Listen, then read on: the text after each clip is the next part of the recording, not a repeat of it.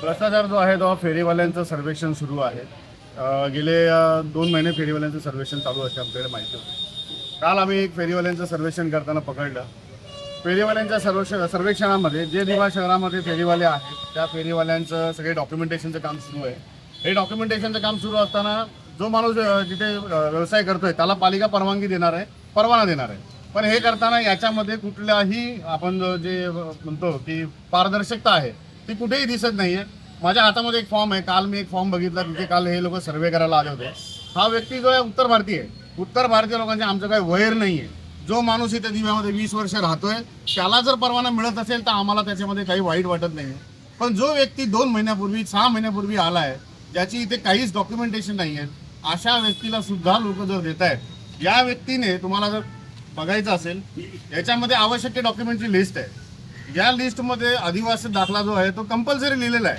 हा व्यक्तीने उत्तर प्रदेशचा दाखला लावलाय तरी याचा सर्वे होतो. म्हणजे हा जर फॉर्म आता तुम्ही वरती बघितला असेल, एकल महिलांची नोंदणी चालू आहे. त्या महिलांकडे ज्या इथल्या स्थायिक आहेत त्यांच्याकडे एक पेपर नाहीये तर त्यांना हे लोक घरी पाठवतात, सांगतात की हा डॉक्युमेंट घेऊन या. मग असं असताना या लोकांची कशासाठी चाललेली आहे नोंदणी आणि मग या नोंदणीमध्ये कोण जबाबदार आहे? आज जो कंत्राटदार आहे, कंत्राटदाराला मला का बोलायचं नाहीये, कारण तो त्याचं काम करतोय. त्याला इथल्या लोकांनी सांगितलंय, जे पालिकेचे कर्मचारी आहेत त्याला या लोकांनी सांगितलं, खरमटे म्हणून साहेब आहेत आणि आणखी कोणतरी शिवा म्हणून आहे, त्यांचं नाव त्यांनी काल घेतलं त्या व्हिडिओमध्ये. आताही तुमच्याकडे ती नाव आहे. ती लोक सांगतात की रोहित म्हणून जो माणूस तिथे आहे तो जो त्यांचे पैसे जमा करतो, प्रत्येक फेरीवाल्यांकडून 60-70 रुपये काढतो दिवसाला, त्या माणसाच्या थ्रू सर्वे चालू आहे. म्हणजे महापालिका अशा माणसाला सर्वे करायला सोबत पाठवते जो फेरीवाल्यांचे पैसे जमा करतो. कोण आहे रोहित? आणि आता महापालिकेचे ते अधिकारी सांगतात की आम्हाला माहित नाही तो कोण आहे. तर आता जर समजा अशा पद्धतीने सर्वे सुरू असेल, या सर्व याची तुम्ही जर यादी काढून बघितली, 70% लोक ते परप्रांतीय आहेत आणि त्या परप्रांतीयांमध्ये सगळ्यांनी फेक डॉक्युमेंट लावलेत. मी तुम्हाला हा आधार कार्ड दाखवतो. हा आधार कार्ड तुम्ही स्वतः जाऊन हा पत्ता सर्च करा. याच्यामध्ये Krish complex Thane municipal corporation, कुठे आहे हा पत्ता कोणाला माहिती आहे का? जर 1000 रुपये घेऊन फक्त तुम्ही नोंदण्या करताय, पालिकेचे कर्मचारी याच्यामध्ये आहेत, अतिक्रमण विभागाचे, या सगळ्या गोष्टींचे व्हिडिओ आमच्याकडे आहेत की जो रोहित म्हणून पोरगा आहे तो या लोकांसोबत फिरतोय सर्वे करताना. मग हे कोणासाठी चाललंय? जो मराठी माणूस तिथे फेरीवाला आहे, एक तिथे व्यक्ती आहे, त्याने 20 दिवसापूर्वी फॉर्म भरलाय, आजही त्याचा सर्वे झाला नाही. आणि हा काल येतो आणि हा काल दुपारी फॉर्म भरतो, संध्याकाळी याचा फोटो सेशन होतं. मग एवढी तत्परता कोणासाठी दाखवली जाते?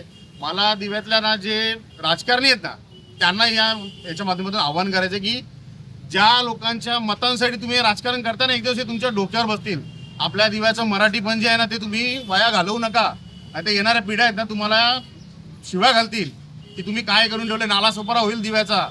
आज तरी तुम्ही याच्यावरती ऍक्शन घ्या. जे लोक या सगळ्या गोष्टींवरती ज्यांनी नियंत्रण ठेवायला पाहिजे, कोणी बोलत नाहीये. का बोलत नाहीये?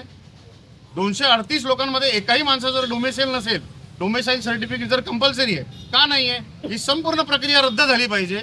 याची चौकशी झाली पाहिजे की याच्यामध्ये ज्या लोकांचे सर्वे झालेले आहेत, ज्यांचं सर्वेक्षण ठरलेलं आहे, ते कशाच्या आधारावरती घेण्यात आलं, कोणत्या डॉक्युमेंटेशनच्या आधारावरती घेण्यात आलं.